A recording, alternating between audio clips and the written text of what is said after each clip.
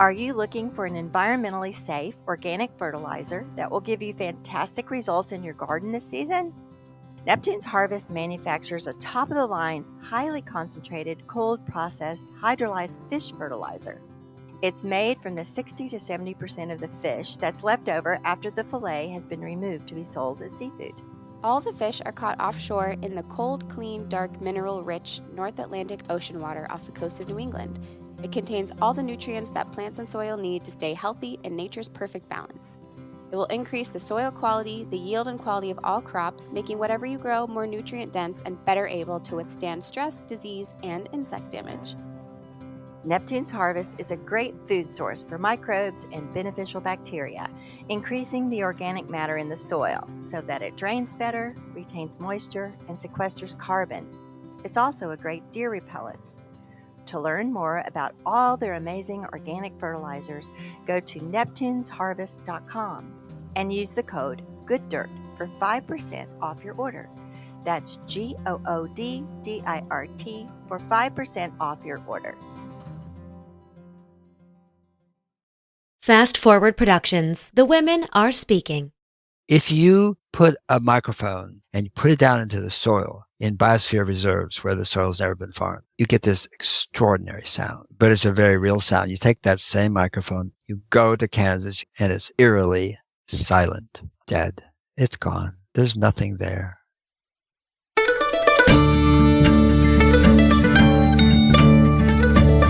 You're listening to the Good Dirt Podcast.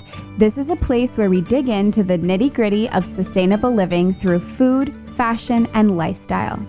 And we're your hosts, Mary and Emma Kingsley, the mother and daughter founder team of Lady Farmer. We're sowing seeds of slow living through our community platform, events, and online marketplace. We started this podcast as a means to share the wealth of information and quality conversations that we're having in our world as we dream up and deliver ways for each of us to live into the new paradigm, one that is regenerative, balanced, and whole.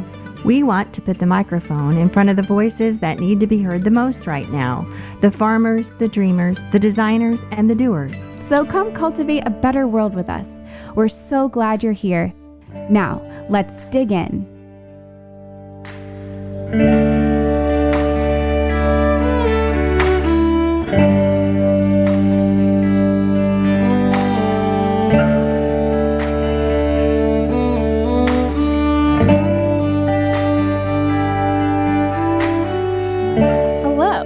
Tell me how you're doing and what you've been thinking about. Hi. Well, I've been outside all morning. Finally, it's warm enough to really get outside and get into the garden and just really start doing stuff.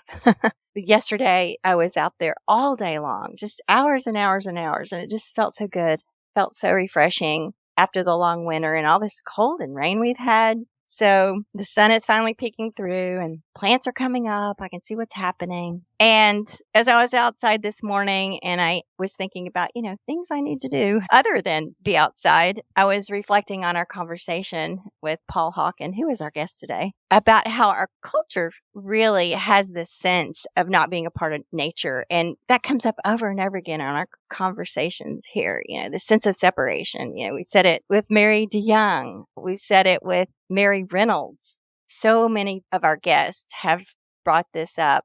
So I've been thinking about that a lot.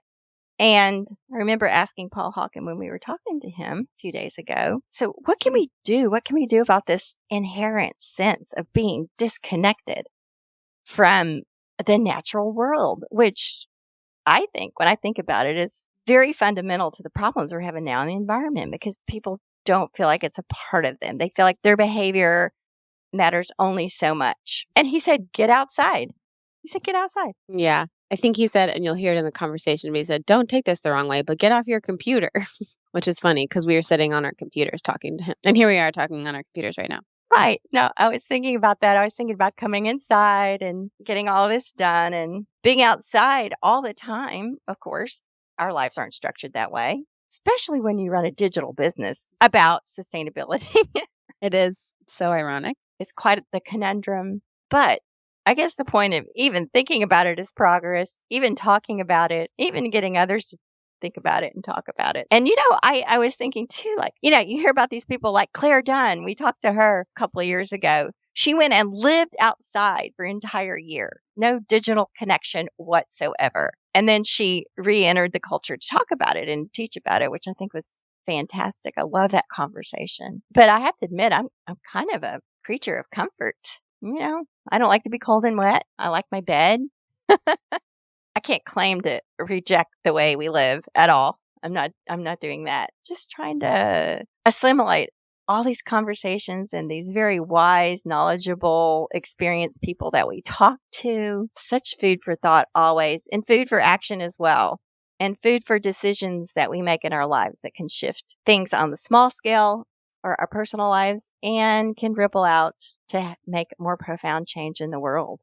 Yeah, this is a really fun. I mean, honestly, this pretty much happens with most of the conversations that we have, and then we're able to publish them as episodes for you guys to listen to. But they really do stick with us for days, if not longer, in many cases. And we really do process these internally and apply them. And it's just very moving for us in particular. And this particular episode with Paul Hawken was really exciting for us. We've heard about him for a while and read his work, and he's just a really special individual, as you'll hear. It was a true honor to be able to talk to Paul, and he speaks from a lifetime of experience as an environmentalist, writer, entrepreneur, and activist. Yeah, and he's written 8 books, 5 of them national bestsellers, including Regeneration, Ending the Climate Crisis in 1 Generation, and Drawdown, the most comprehensive plan ever proposed to reverse global warming. And in addition to his writing, he consults with heads of state and CEOs on economic development, industrial ecology, and environmental policy. His career includes founding successful ecologically conscious businesses, including Erewhon, one of the first natural food companies in the U.S. And I love the story of the beginnings of Erewhon, as he describes in our conversation. And Smith & Hawken, which is a retail and catalog garden company. And particularly interesting to me, in 1965, Paul worked with Martin Luther King Jr. with his staff in Selma, Alabama, prior to the historic March on Montgomery. He's the founder of Project Drawdown, which is a nonprofit dedicated to researching when and how global warming can be reversed. Paul is one of the environmental movement's leading voices today, and we were really thrilled to have him joining us. We were deeply inspired by this conversation and especially interested in hearing about his newly completed book, Carbon, the Book of Life, which is due to be released in February 2025. I think I can say that talking with Paul was a highlight for us here on The Good Dirt. We're so grateful for the experience and really excited to bring this conversation to you, our listeners. And so here is Paul Hawken.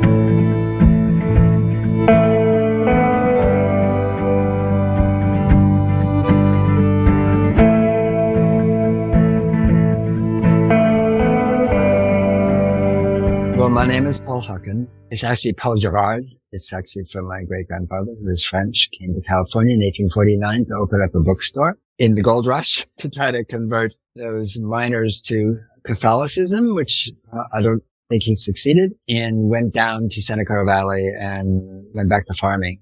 We're 5 generations to me in California, which is not much in most places in the world, but it's a lot for white Anglo-Saxon Protestants in California, because it was really indigenous land. There's 50 different tribal cultures here, and then it would also belong to Mexico and Baja and Alta California. That was seized illegally by the United States government. Mexican-American War, which was something we provoked and created out of nothing. Anyway, that's where I live. My agricultural experience is really starting Erewhon, a company in Boston in a basement, in an apartment, and to find organic food and to sell it to people who were eating that way. This was in the 60s. And somebody came to the store one day and said, "How do you know your oil is cold pressed?" And I said, "Well, because it says so." And then the same day somebody said, "How do you know your oats are organic?" And I said, "They come from the Mennonites in Pennsylvania. Come on." And they left. And as a journalist, I realized I didn't know. And that's really important in journalism. Like you say, you do your fact checking. You don't just say, "Oh, somebody said something is true." No, is it true? And so I wrote to Hain, that was the company, HAIN, and said, tell me about your cold pressed oils. And they wrote back a very nice letter. There was no internet then. There was nothing. You wrote letters. And I couldn't afford a telephone call to the West Coast. And they wrote a very nice letter back and said, there is no such thing as cold pressed oil anymore. It's cold processed. And that means that it's taken down to 34 degrees and it gets cloudy. And then we take off the stearates, all oils. There is no expeller pressed oils, they're all solvent extracted. It's like, oh, so first lie number one. And then the oats arrived about a week later on a truck and I grabbed this 100-pound bag of, oats. And I was looking at a label sewn into a Bemis bag and it said National Oat Company, Iowa. I called up the National Oat Company in Des Moines, Iowa, and I got Betty. She's really nice. Hi, Betty. This is Paul, and tell me about your organic oat program there in Des Moines. She said, huh? I said, organic farming, organic. He said, honey, tell me more about that. I said, well, da-da-da-da-da-da. She said, oh, gosh, dear. She said, we just buy oats and roll them. That's what started Erewhon. That's what started me. I felt like, oh, man. So I then started to buy things. And if I had to go to the farm, I had to meet the farmer, I had to walk the land. And if I hadn't done that, I didn't represent it as organic no matter what anybody said. And I got to meet farmers all over the United States. And there's a cadre of farmers at that time in the 60s who really holdovers. I mean, they never changed to commercial agriculture, never changed to NPK, they never changed to methodology, and they had some really strong ethos too, ethical reasons and, about the land and they're multi-generational. And it was really beautiful to meet those people. And so that my background in agriculture, besides the fact that my grandfather was a farmer and I grew up there, was that. And I also, at Erewhon, we had a farm in New Hampshire as well, an organic farm. But it was really talking to farmers, learning from farmers, not ag schools, farmers. Because even then, though, ag schools were starting to get really influenced by money, and the money came from, guess who, the big chemical ag companies. But I grew up in California, and I watched California going. I just watched my grandpa. We would drive down, the San Joaquin Valley and past a house we had seen, maybe third generation farmhouse with a big live oak shading it, and, just like farm oak trees planted around it, for shade. And we go by one day and it was gone. The oak tree's gone. The house is gone. They're building a gas station. And as a child, it was shocking to me. Children see things differently, better usually. You don't take that for granted. You just like, what happened? And that kept happening. So for me, I felt then that nature should be in charge. She was the only one that had a valid planetary driver's license, no one else. You can see obviously that developers and freeways and everything, California was just getting trashed. And so that was a very big part of me growing up. And as part of the Sierra Club, I went climbing labs and so forth. That this thing from childhood, of protecting, restoring nature in all its manifestations. I'm not sure nature is a great word for the living being of Earth, like nature. How about a living being? But there's 3.4 trillion creatures, animals, things that fly and pollinate and run around in mountains and meadows and tunnel into the soil. 3.4 trillion. That's our neighbors. That's who we're talking about. And it just seemed to me that the world was going just in the wrong direction. So Erewhon was very much a part of that. If I could connect people to the right food, which is very important too, but also produce in a way that was actually regenerative and restorative, both to family, place, water, obviously the vitality of the plant itself, that is to say, nutrient density, and get that to people so people have access to it, then you're creating a different kind of cycle instead of the cycle of destruction and extraction that still pervades the world today, even worse today. And I began to write, and a trained writer. I did grow up at the University of California, Berkeley. My father taught there. And so I met a lot of artists. My father was an artist, really wonderful. So I didn't meet writers, but I met amazing artists. And it was a wonderful thing to start to write and just find those words. And I think it was helped a lot by the fact that I had asthma when I was a child. And so my mother always kept me home and said, stay in bed, stay in bed, stay in bed. And I read. think you can be a good writer really unless you read good writing. And so I think I'll just finish my 9th book, and it's called Carbon, the Book of Life. It's really about, I would say, awe and wonder, just about how extraordinary this place is we live on and everything that lives above, on, within it. And to try to open up the climate movement away from what I call the carbon tunnel syndrome, the idea that somehow carbon is the culprit. And if we just stop putting it up there and bring it back home, and this collective act of self-termination that's going on right now, that we have a whole past in the 22nd century and we're good to go. I'm just saying that is so emblematic of the same thinking that caused the problem, because what's happening in the climate movement is we're othering it. It's an othering thing. We're othering carbon.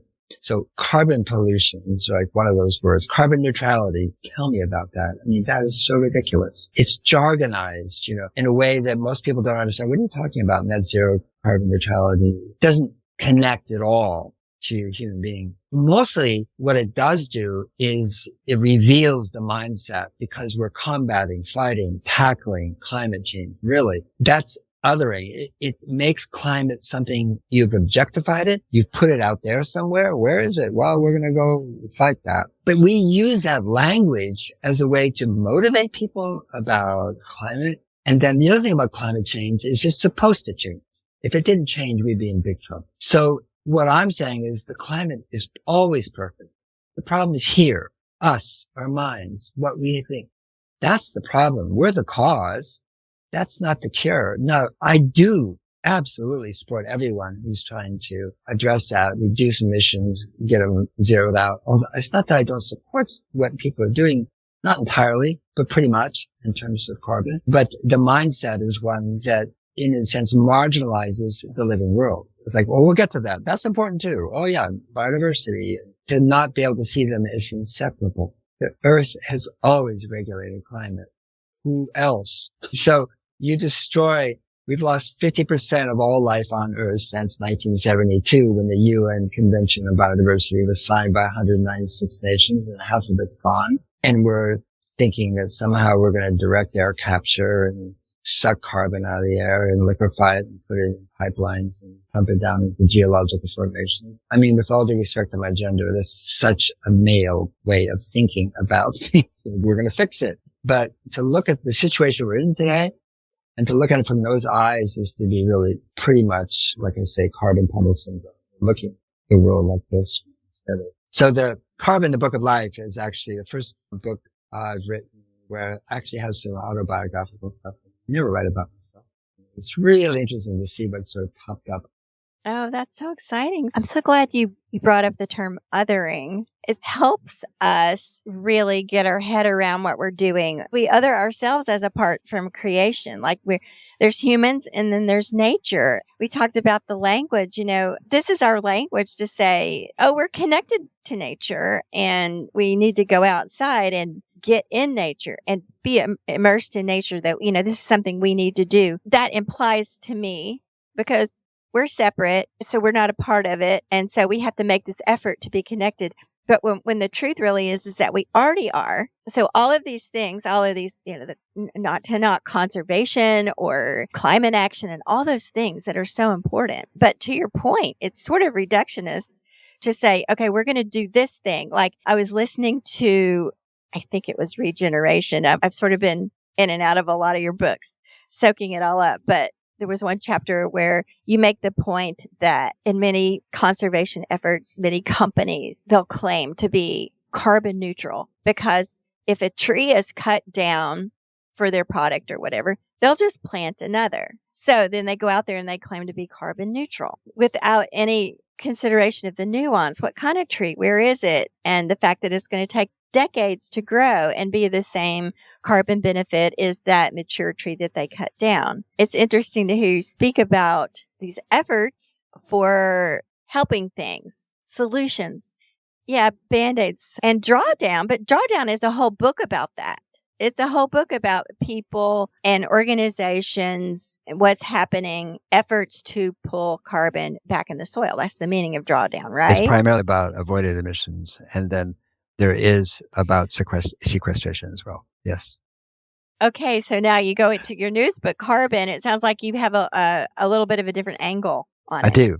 Yeah, I started Project Drawdown in 2013 because in 2001, the third assessment of the IPCC came out. And if you read the first one, the second one, third one, they're always more dire. You also know that there's no such thing as consensus science. Science is not consensual. It's based on data. And so when they say consensual, it means Russia, Venezuela, the United States, and other oil producing nations like Saudi Arabia and so forth. We're in there tamping down the language, because the pure climate scientists say, hey, we're in big trouble. No, let's just you have 2,500 people in the representatives, trying to come to a consensual statement about climate. And so you have to parse it and read between the lines. And I did. And I started to go around to NGOs, major ones, institutions, universities, and say, can we do two things? Can we name the goal? No one's naming the goal. They're talking about, carbon neutrality or net zero or something. I said, that's not the goal. Net zero in 2050 is going to be, 500 and something, 30, 40 parts per million of, CO2 in the atmosphere. That's the goal. I don't think so. A threshold? Yeah. Threshold to where? To drawdown. That is to say, reversing global warming. That's the goal. So can we just name it and not have a thing like? And the other thing was, don't we know the solution? And we had staff going to Paris in 2015 to COP, out of which came the Paris Mandate. And we asked people, kind of woman on the street, man on the street, and so forth, can you name the 5 top solutions, the 5 best solutions for reversing global warming? Now, these are blue zone. These are delegates. These are not the green zone. I think people could probably do a lot better, but this is the blue zone.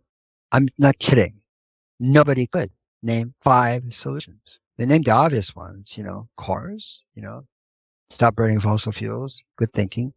But I mean, they couldn't name the actual solutions. And so drawdown was, oh my gosh. And so we worked with 60 researchers all around the world, all continents except Antarctica. And we set up a model, we didn't have much money. It was like a 30-page Excel spreadsheet that crashed, quite often, and tried to calculate what were the best solutions, in terms of the amount of carbon. And so I had the carbon tunnel syndrome then, for sure, because there was a dearth of anything about, our relationship to carbon, both whether it's in the soil, in the air, or whether putting it up or bringing it down, all that sort of stuff. You couldn't find any literature. And so, that was drawdown. And what you do as a writer, author, always stay in your lane. Don't go off and start to preach or this or editorialize or, and also, did I tell you about? No, you stay in your lane. And that's drawdown. I always knew when I did drawdown, I was going to do regeneration. I always knew that. I had that plan before drawdown was even written. And it says edited, but I wrote 80% of it. But I wanted to acknowledge the other researchers because they did do papers and they were so helpful. And I didn't want to say author or write Paul Hawken. Regeneration was the aperture, to the living world, and also naming the goal in drawdown, was to reverse global warming. The goal of regeneration is to create more life on Earth. That's what's going to reverse global warming. And so regeneration was about using life as the basis for understanding one's relationship. And Mary, you made a really good point. I mean, you talk to the Ashwar or the Onondaga or the Maidu, so many different indigenous cultures, tribes, nations, right? Talk about, connect to nature. That was it, connect to nature. And it's just inseparable, that sense that they were not nature. They don't even think they were not nature. It is hard for us to understand, in our nounish, we have a language, English is just full of nouns. They have a language that's full of verbs. Verbs are about relationship. Nouns are about naming everything. And if you name it, there's this illusion that you think you know what it is because it's got a name. You don't know. You just have a name. And so once you have a name, then who knows what people think nature is. So for an indigenous person, somebody's talking about nature is be like us saying that if somebody does that, I'll let it go. I'm not going to say anything about that. And that's why the differences between the language is so stark, really. Because as far as I know, and I do not speak on behalf of the indigenous people. I do not, and I will not, and I cannot, and that would be inappropriate. There's 5,000 indigenous cultures. So how can anybody speak on behalf of indigenous, for all of indigeneity. You cannot. But I do know a few things, and that is that I went down to Patagonia. I was going ice climbing, really, but I went to almost like a shack. It was a 2-room museum. It was cold. There was no insulation, and for the Yamana people, Selknam, and who had been extirpated. And there's these black and white photographs, of them, and with the jet black hair. They lived there for thousands of years after the Ice Age. They didn't have clothing. They wore sealskin sometimes. They used seal fat. They were the ones that Darwin saw on the HMS Beagle when it came around the Cape, and there were these people lining above on the bluffs, and they were naked. They carried coals, fire around, and beasts. And for Darwin, it was like, here's the link between animals and human beings. This just shows that, evolution really happened.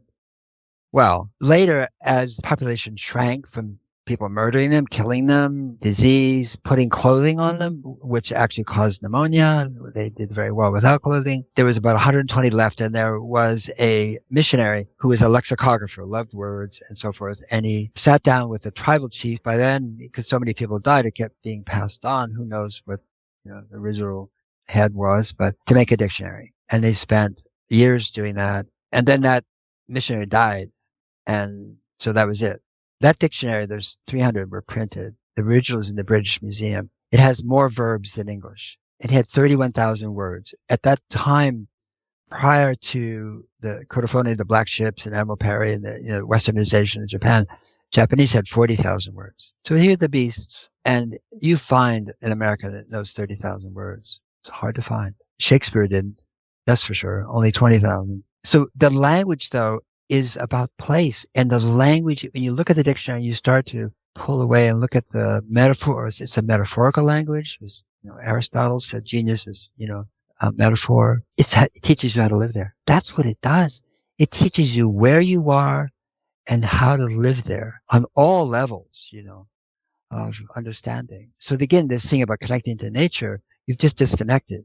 How do you come back to that sense of inseparability, that even if we say we are nature, it's a little bit, well, who's we? Yeah, when I submitted Regeneration to obviously the publisher, but I sent it to Kyle White, a citizen Potawatomi. He's a part of the Biden administration now. And he was at University of Michigan to be a decolonization editor, to decolonize my language. Because we say things that make perfect sense and are well intended. From an indigenous point of view, it's kind of wince-worthy, okay, but they've heard it so many times, they don't even talk. It's what settlers say. That's colonization talk.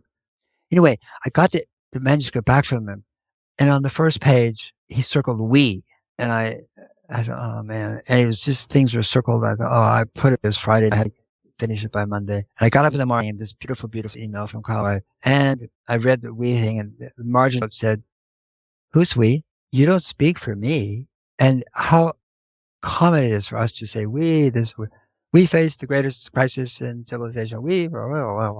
And so indigenous people didn't invoke the third person plural. And oftentimes they wouldn't use it ever. I mean, I've studied a lot of different indigenous languages now as much as I can and so forth. And I find it fascinating as a writer. Even to nature is what we are left with as Western people, educated by a system that, grew out of the Age of Enlightenment, which really started to name and separate everything. If you're planting flowers, vegetables, shrubs, or just trying to keep your lawn healthy and green, then you should know about Neptune's Harvest. Neptune's Harvest fertilizers come from the mineral-rich North Atlantic Ocean, which contains all the nutrients that plants and soil need.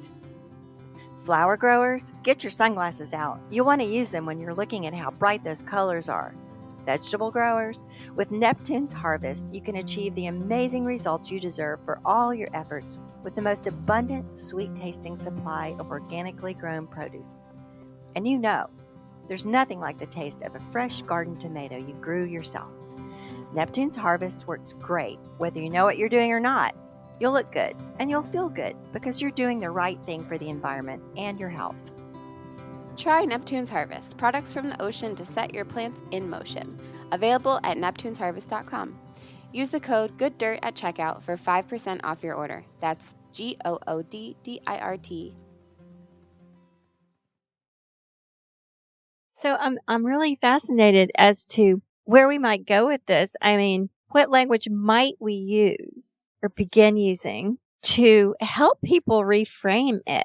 It's to help kind of heal this separateness, because I mean, you can talk about separateness all day long, but it's not really embodied. It's like talking heads about something. We don't really like get it in ourselves unless we can reframe this. And I wonder, personally, I'm not a scientist, but how can we really heal our relationship with the planet and ourselves as long as we embody this division? Now, I realize it's not all humans on the planet think this way. It's the Western educated mind that it perpetuates this idea. But is there a way we can shift that?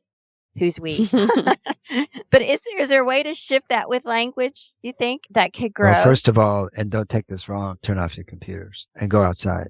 That's the teacher. Nothing can be taught digitally that's going to really go in. It doesn't go into your being. You can be moved. You can be moved to tears. You can laugh. You can be informed. You can be, it's brilliant. But the idea that the internet connected everybody is not true. It disconnected us from place, disconnected us from culture, disconnected us from our cohorts, it disconnected us from family, it disconnected us from so many ways. I'm not saying we shouldn't have it, but we're like unruly kids in a candy store, gobbling up all the goodies. And so there is goodness in connection. But when you eat too much of something that's good, it makes you sick. And so the social media is a pathology. And what do you have to do to be successful, be Andrew Huberman or something and have 6 million followers on Instagram or whatever? This is what's held out as success. But the person who knows the land, the forest, where they are and can tell from sound what's there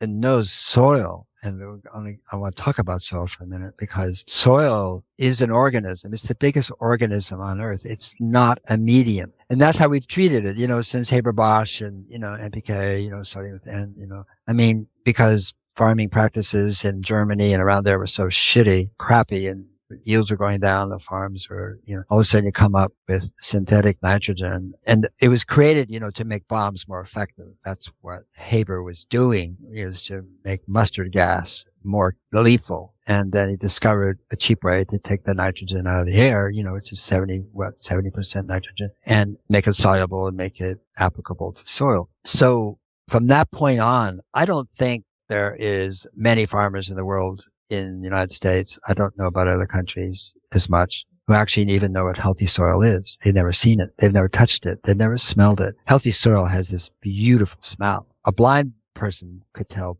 healthy soil with their hands and their nose. But people don't know what it is. And what's so interesting about soil is, and I say this in the new book, it's an organism. It's the world's largest organism. You start to see it that way, then you see what we've done to it, which is basically trash it using chemicals. And the chemicals, NPK to start with, but have made the plants weaker and the soil less fertile, because the plant's relationship to the soil has been interrupted because NPK is surface applied. So the roots don't have to grow very far. They don't have to have tap roots. They don't have to go down. They don't have to bring carbon down deeper into the soil, which most plants donate about 30% of the sugars that they receive into the soil. But if you're only in the top 4 inches in the lateral part of the soil and the plant just gets what it needs, the roots go this way. Why go anyplace else? So the plants don't feed the soil in the same way. The nutrient density of the plants has gone down. Big piece in the Guardian today about rapid drop in mineralization or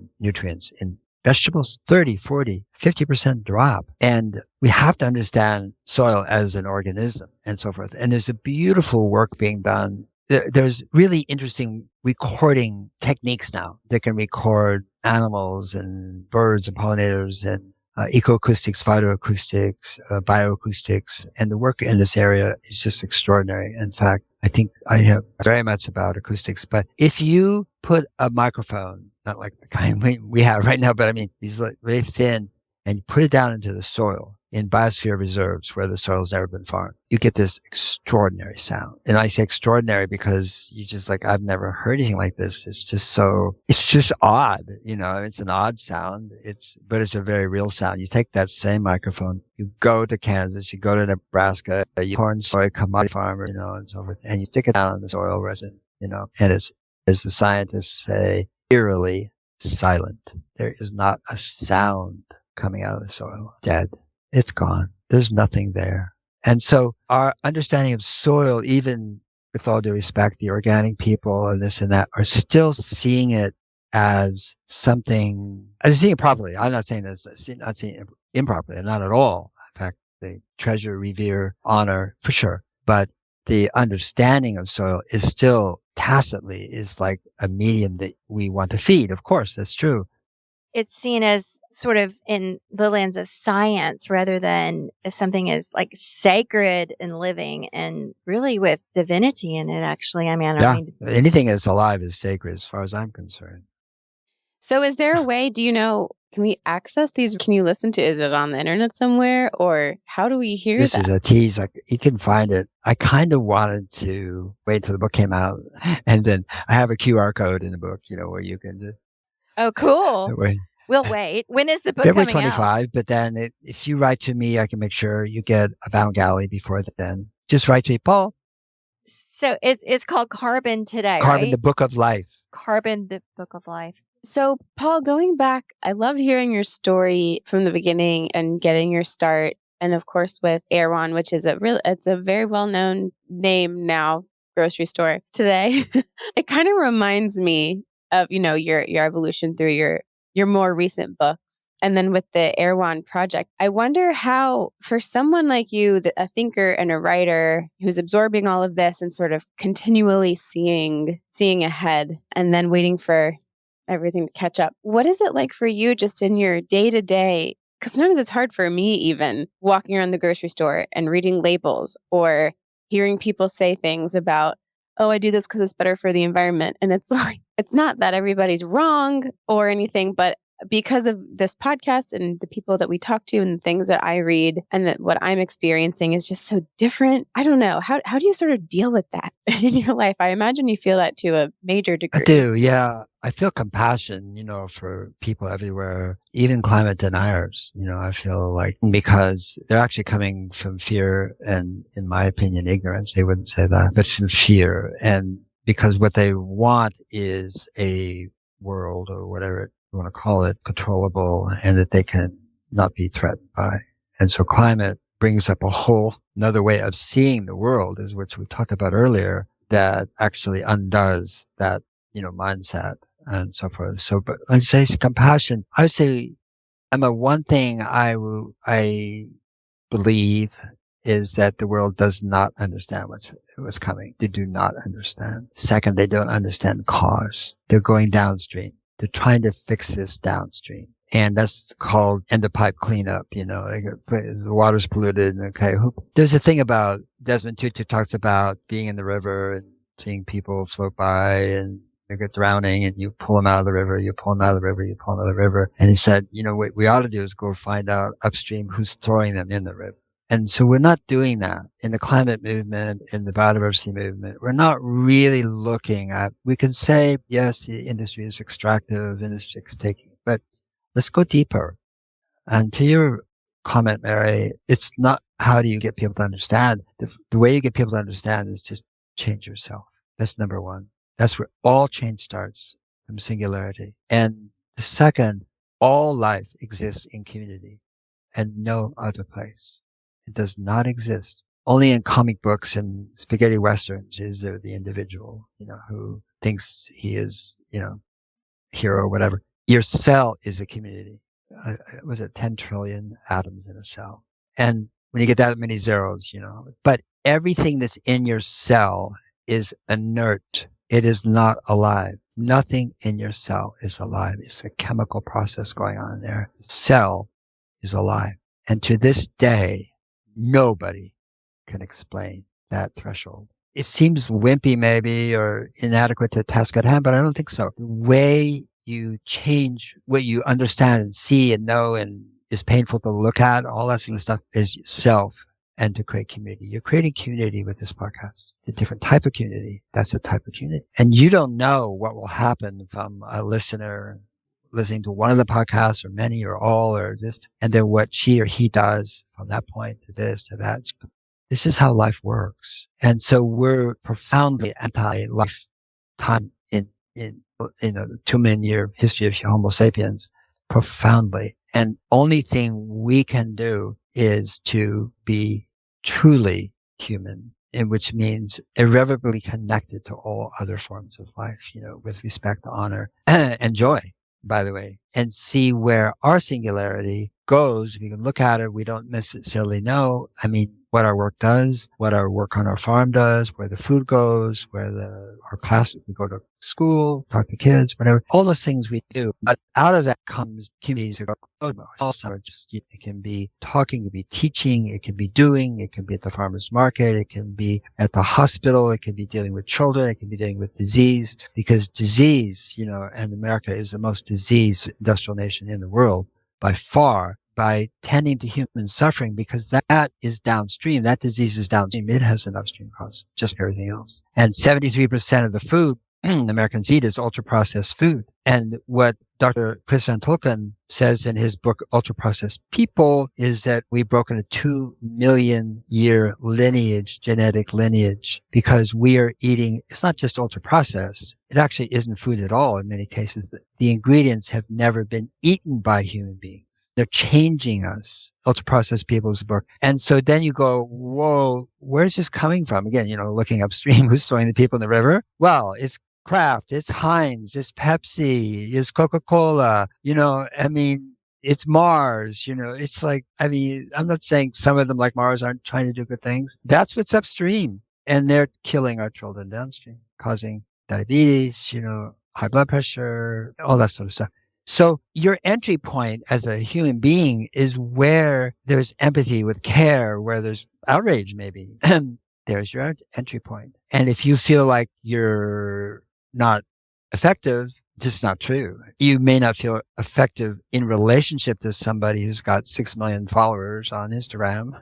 Who cares? It's you being your true self and speaking truth to the world and always practicing whatever your practice is, by the way.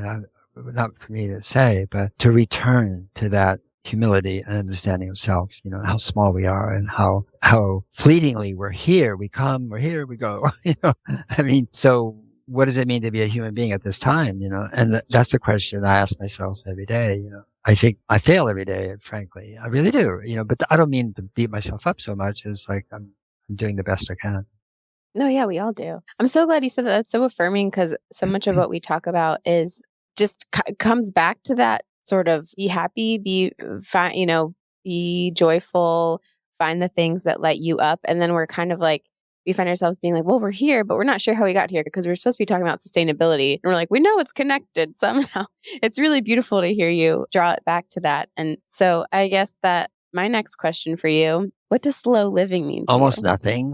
What we want to do is be very present living. That is, be very present in your life. For some people, it may be, if you measure it in time, maybe slow. And some people maybe not so slow. But I think it means being present to where you are, with whom you're with, to the place you dwell upon and within, and gratitude. With your lack speed as an adjective. I know that question was coming, but I thought, but if you go fast, you miss everything.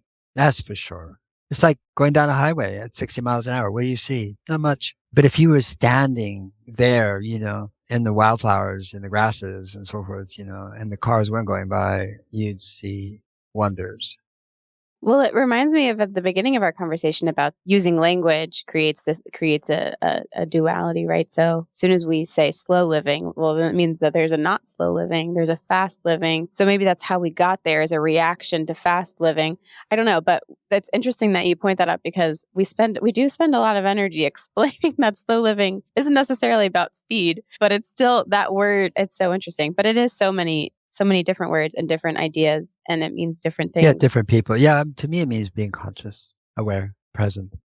We always ask our guests, what does the good dirt mean to you? And we get all these different answers. But since you have written the book of life about carbon, and so obviously you've thought a lot about what we call good dirt, which means healthy soil. I want to ask you if you can say, do you think healing our soil, regenerating healthy soil across the planet will save us? Will that reverse us? The very act of healing the soil, if we can do Right. that. Bunch of questions in there. First of all, we can't save the planet. We cannot. It saves itself. So I'm just saying is...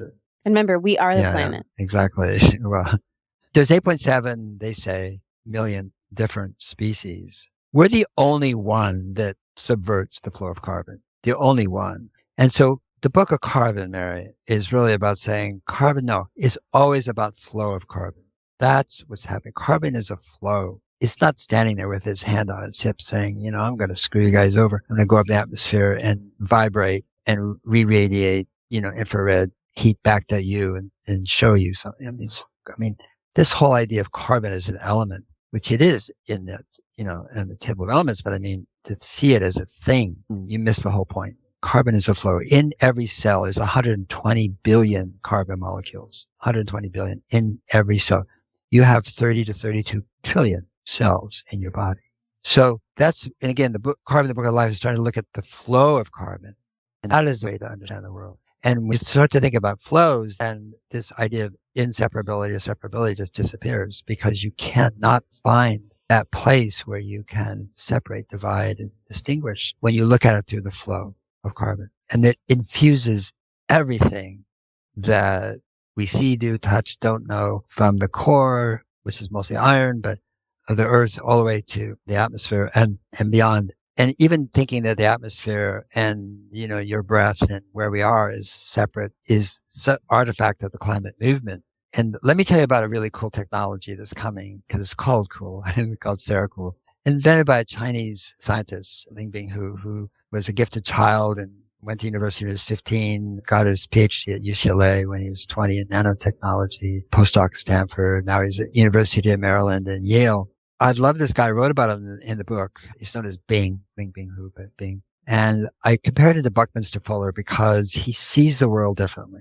And Buckminster Fuller was a bored ensign in the Navy, standing at the stern of the ship looking at bubbles in the wake, and then asked himself, why are bubbles round? His career, his invention started from that question. Well, why are bubbles round? Not just bubbles are round.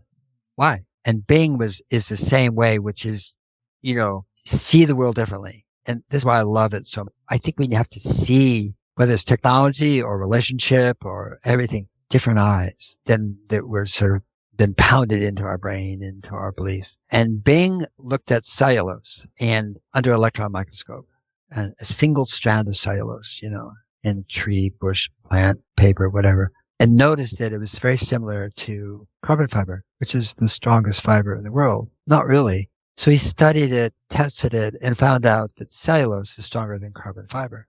And it has that same spiralic, because it's growing up, things are growing up towards the sun and creating these structures, these trees, all, plants and bushes. Anyway, long story, he invented a way to take poplar, pine, bamboo, softwoods, whatever, and you boil them and you change the structure of the lignin and the demicellulose, and then you boil out that, and then you compress it 5-to-1 under heat. You can take this wood and compress it. It's called metalwood or invent wood. You can go look at the URL, invent wood, and you can see a lot about it. It's 50% stronger than steel. It is 1/6 the weight and 1/2 the cost. In other words, it can replace steel, aluminum, and cement.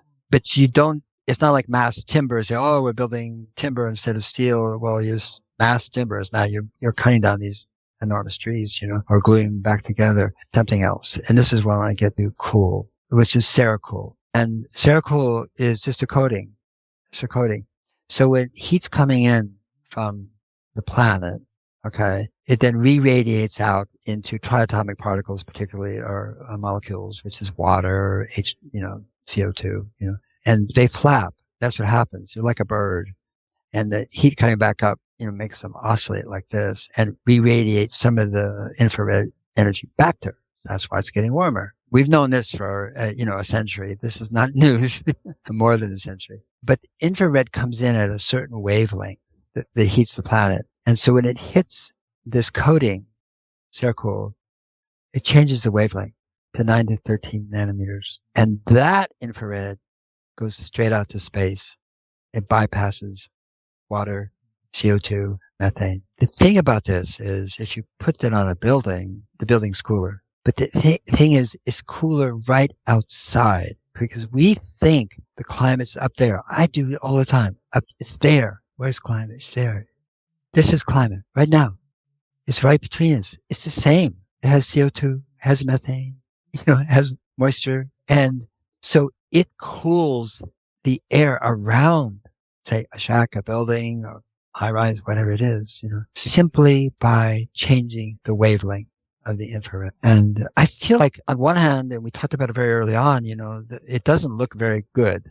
We're in a process of self-terminating as a civilization. No question about it. Let's be honest. Let's be frank and candid. And there are some brilliant, extraordinary people on this planet. And I don't mean they're just all geniuses in that sense, like Bang, but in so many different ways. And they get occluded. They don't get reported on. They don't make headlines. You don't see them. I mean, they rise up. You probably see them, because what's the story? It's not a story. It's not a bad news story. 9 out of all 10 stories in media lights up your amygdala because that's the click-through bait. That's the clickbait. It's like, really? What's happened? They did what?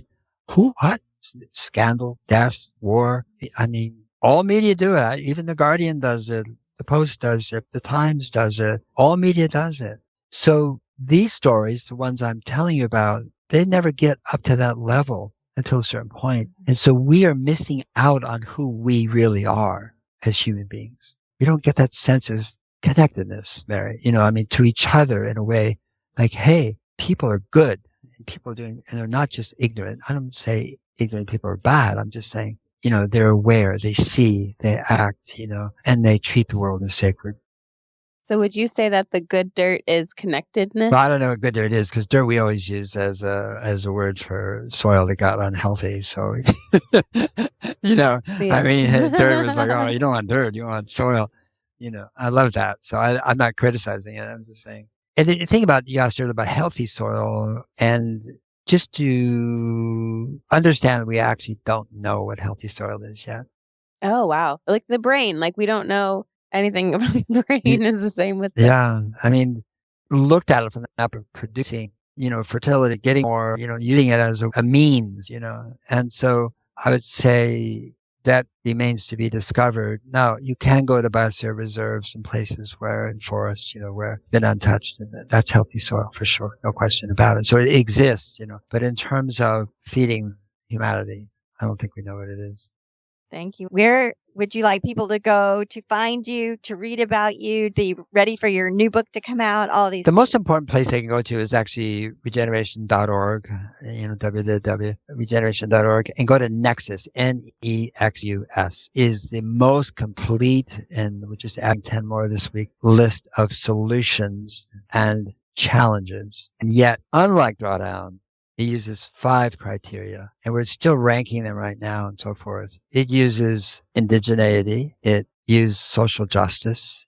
It uses gender. It also uses carbon, and it uses biodiversity or nature. So we use those 5 to look at a solution, to rank them. People love ranking. We're going to rank them. But then you can see how they're different with respect to those 5 criteria. But the most important thing about Nexus is not the solutions. It's by agency. And so you think, well, you read, afforestation is a really good idea. First of all, what does that mean? What does it really mean? Okay. And here's the call to action. And then it describes what can be done by agency. I'm an individual. I don't think I can do anything about that. You can. Here's what you can do. Oh, I have a schoolroom. What can my children do? Or, I'm a teacher. This can happen. If you're a county, if you're a company, if you're a corporation, if you're a province, a municipality, whatever, these are the things you can do about afforestation. So it's by agency, because that's what's missing in Drawdown. That's what's missing around the world. Is like, oh, there's a great solution. Go, I hope somebody does it. And this was about, this is what you can do. Then again, we talked about starting with 1, going to 2, going to 4, going to 8. I mean, this is what a community can do. So you have ways of understanding a solution that lights you up. And the only thing you should work on is what lights you up, not because you feel guilty about it, is what you really are fascinated by. And so you can look at Nexus and look at the thing and say, oh, this is fascinating, and I want to get involved. I want to do it. And then it has hundreds of links, videos, books, URLs, organizations, podcasts, by the way, about that particular area or endeavor. So you can spend and find whether you need other connections to what you need. We don't know everything, but we can go like this. This one, that one. These people are rocking it. This group is rocking it. This is one in Botswana. This is one here near Boston. That's what I'd suggest. Thank you so much. We will send folks there. And this has been so wonderful talking to you. I can't wait. I believe we're on the list for next year as well for when Carbon, the Book of Life comes out. So I'm excited to chat again. Oh, I'm so glad we can get to all the things or some of them. Yeah, we can get to that thing. Well, you will have read the book too. So that would be fun. Oh, very exciting. This was deeply meaningful to me. Thank you so much. You're so welcome.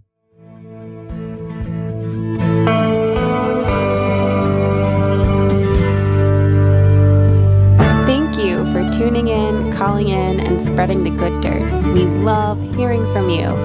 You can reach our listener voicemail at 443-459-1950. That's 443-459-1950.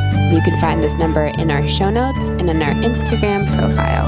This show is produced by Lady Farmer, a slow living lifestyle community, and the original music is composed and performed by John Kingsley. For more from Lady Farmer, follow us on Instagram at WeAreLadyFarmer. That's We Are Lady Farmer.